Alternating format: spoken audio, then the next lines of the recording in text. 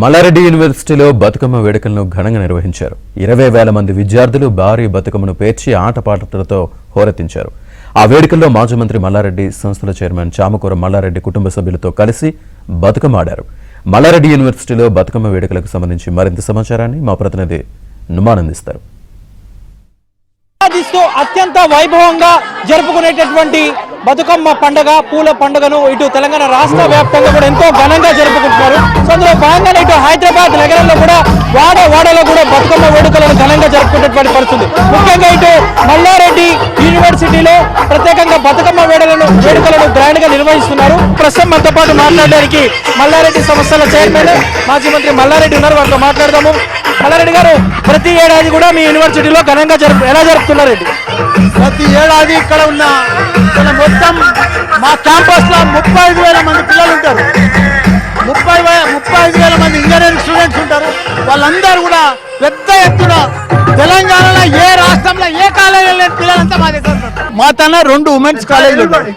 అక్కడ మొత్తం 30,000 మంది స్టూడెంట్స్ ఉంటారు.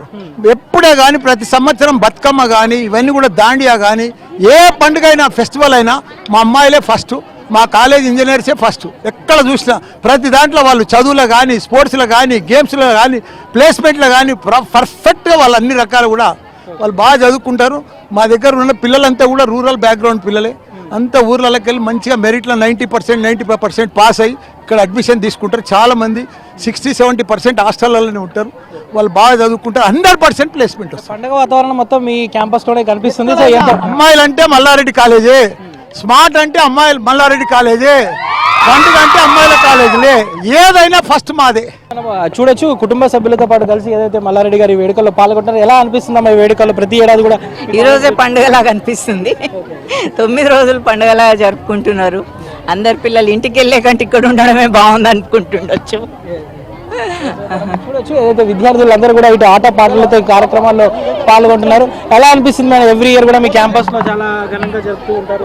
ఇది ఎప్పటి నుండో జరుపుతున్నామంటే ఎవ్రీ ఇయర్ తెలంగాణ బతుకమ్మ మనకు ఫేమస్. ఇక్కడ బతుకమ్మ పండుగ వల్లనే మనము అందరం ఒక కలిసికట్టుగా ఐక్యమత్యంగా అందరము గ్రాండ్గా ఈ పండుగ జరుపుకుంటాం. అందులో మా కాలేజీలో చాలా అసలు వెళ్ళాలనే అనిపించట్లేదు, ఇంటికి వెళ్ళాలని అంత బాగా చేసుకుంటున్నాం. ఇక్కడ చాలా బాగా సంతోషంగా ఉంది. కళాశాల చైర్మన్ మాజీ మంత్రి మల్లారెడ్డి ఏదైతే విద్యార్థులతో కలిసి ఆటపాటలతో హుషారెత్తిస్తున్నటువంటి దృశ్యాలతో మనకి ఇక్కడ కనిపిస్తున్నాయని చెప్పొచ్చు. వీడియో జర్నలిస్ట్ సాగర్తో నుమాన్ ఏబిన్, ఆంధ్రజ్యోతి.